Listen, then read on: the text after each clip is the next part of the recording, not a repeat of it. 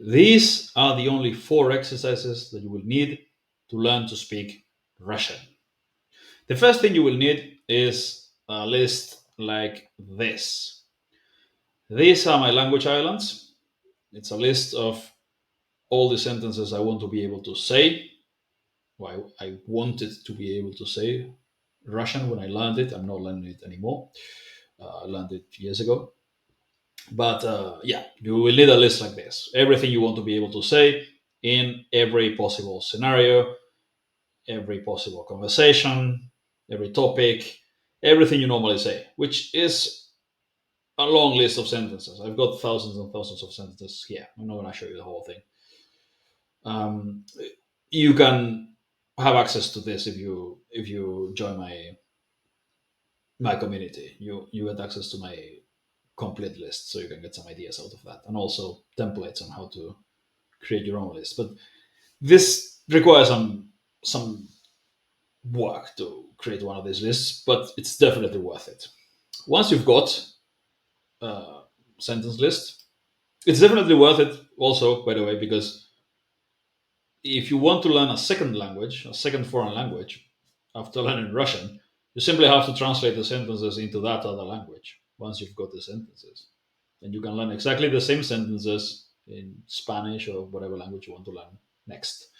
So you have all the sentences you want to be able to say, you translate them all into Russian, you create audio files with text to speech, and now you've got everything you need. Now you can start learning with the 4 exercises, which are listening, shadowing, active recall, and mnemonic associations.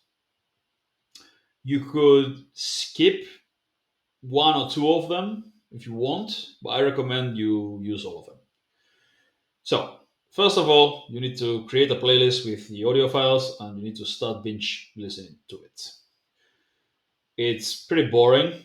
It's going to be pretty, I mean, it's AI generated, right? It's text to speech, so it's pretty artificial and robotic sounding and whatever. It works.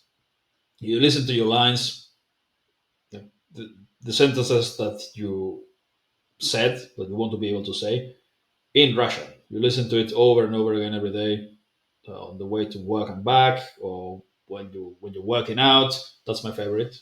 Do a lot of working out, so I'm always listening to language learning materials. You can go for a walk. You can do, I don't know, shopping, anything that you can do while listening to a podcast. You can do it listening to this. It's much more boring than a podcast, and eventually you will want to listen to real Russian podcasts. But this is going to be per hour invested. This is going to be much more effective when it comes to making you speak because it's your own lines. And if you learn a couple thousand sentences, you can listen to them in a couple hours. So in 20 hours, you can listen to the whole list 10 times. And that doesn't guarantee that you remember all of the sentences, but you will recognize most of what you're listening to because it's your own words. So that makes it easier to understand and easier to remember as well. So listen to it a lot. That's step number 1, and you should keep doing it until you understand everything and you're able to say every single line. You keep listening to it. Number 2, shadowing. So again, listening, but this time you play it with this in front of you, and this should be. You can do it with the other audio files, like each sentence once. Yeah, with здесь в отпуске, как долго ты здесь, blah blah blah. But if you really want to nail the pronunciation and you want to make sure that you learn really well, each sentence should be repeated 5 times. So you create a separate audio file.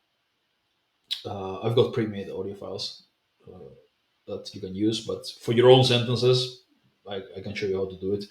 But yeah, each sentence repeated 5 times, and you listen and repeat each sentence 5 times. And this is boring and frustrating and very hard work. It's very mechanical, very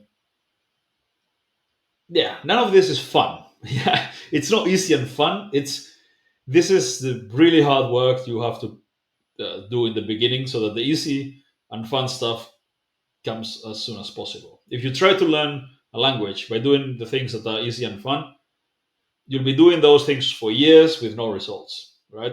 So it's better to do this for a couple hundred hours first in a month or two, and then you maybe a couple hundred hours in a month is it's too ambitious, but yeah, 3 4 months of doing this, and then you can jump to real life podcasts, books, and yeah, all that stuff if you want.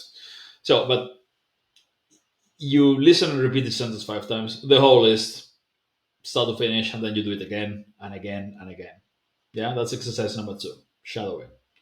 And why each sentence 5 times? Well, first because if each sentence was repeated only once, I mean no repetition at all. It was just each sentence like you listen and repeat it once. It'd be way too difficult to do. First of all, but also if you do it 5 times, the third, fourth, fifth time you repeat the same sentence, each time you'll get something. Each time you'll get a little bit better. Your pronunciation will get a little bit better. Your intonation, everything. You'll yeah. It's just muscle memory. It's just drilling. It's like training for a sport. If you're an athlete, if you were a wrestler or something or a football player, you will understand this. You need to drill. So really important. This will massively boost your speaking skills, your fluency, and your pronunciation. So exercise one is lots of listening. Exercise two is lots of shadowing. Exercise three is mnemonic associations, which is creating mental images of the words you want to memorize. Let's say a lot of this you learn in context, but vocabulary is also very difficult here because it's very different from English. So you will have to create mnemonic associations. I've got lots of tutorials on how to do this, but basically, you take a new word, you find something in English or whatever your native language is that sounds like that word, and then you visualize that, like, like rabote or rabota is work, right? So robot for that, for example, and then you visualize work and you visualize a robot, and you create some sort of interaction between work, whatever your image for work is, and a robot. Uh, like one of the Star Wars ones, for example. You visualize it and then it's doing your work. Uh, let's say, like, reason, it's life. So you find something, and again, these are sounds that don't exist in English. Reason,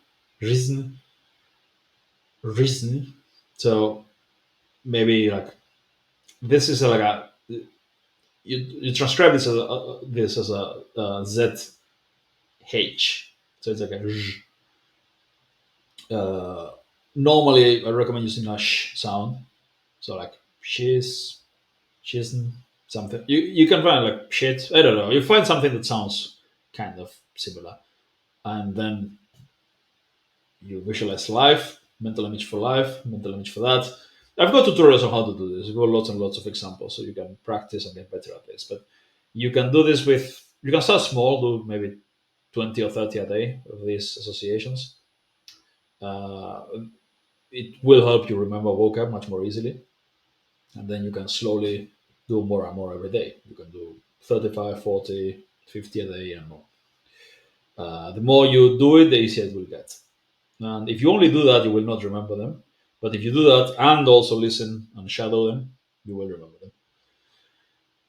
And the final exercise is active recall, which is by far the most difficult, but also the one that will help your speaking the most. Okay, shadowing is also very helpful for like, fluency and and pronunciation. But active recall will help you think in the language. If you do active recall, you learn to think in the language. You learn to you develop fluency because you learn to form sentences of your own. You don't have to then, when you're in front of people, you don't have to try to think of, okay, how does the grammar work and which word order. No, just you've been trying to say sentences and then getting immediately corrected so many times that uh, talking to people is easy. So basically, you read the sentences in English or in your native language, and you try to say them in the target language, in Russian. So, are you here on holiday? Вы здесь в отпуске. Вы здесь в отпуске. Correct.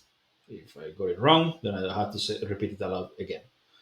It's important that you do shadowing before doing this so that you know. Well, first of all, it will. This is a difficult exercise. So, if you've been repeating them aloud over and over, it'll be much easier to say them correctly when you translate it into Russian. But also, your pronunciation will be better and you won't develop any bad habits if you've been shadowing. Yeah. How long are you here for? Why do I sound like I'm a Schwarzenegger? How long are you here for? It took me so much work to get rid of the Arnold accent. I used to live in Austria and I developed that. Like, we'll go back home in a couple of days. Okay. Anyway, how long are you here for? Now I can't think on Russian. I'm only thinking Arnold. Как долго вы здесь? Как долго ты здесь? Okay, it's used in the other form. This is the informal you, and this is the formal you. But yeah, you get the idea. You translate aloud and then check, repeat it correctly. If you made mistakes, you'll make a lot of mistakes. It's normal. Keep doing it, and every day it'll get easier. And this is the perfect training to then do really well in conversation. Once you've done 30,000 reps of this, and this is a lot, once you've done 30,000 reps of translating aloud into the language and then getting corrected immediately, don't forget the getting corrected, like check the correct answer because this is something you normally don't get in conversation. People don't correct you that much. If they understand you, that's it. They want, yeah, that verb there, blah blah blah. That doesn't happen in real life conversation if they understand you. Nobody wants to be the prick who's constantly interrupting the non-native speaker and telling them that they're wrong. So, but here you constantly you can, as long as you pay attention, you can see where you make the mistakes, so you can correct them. Uh, Make mistakes, get corrected immediately. Make more mistakes, get corrected immediately, and very quickly you get rid of most of the mistakes. So all the grammar mistakes that you might be making, for example, you'll fix them pretty fast. And that's it. That's the last exercise. So, one more time. Lots of listening, lots of shadowing, memorize vocabulary with mnemonic associations, and active recall. And you do all these things, you learn your 1,000, 2,000, 5,000 lines that you've prepared with text and audio, and you'll be fluent in no time.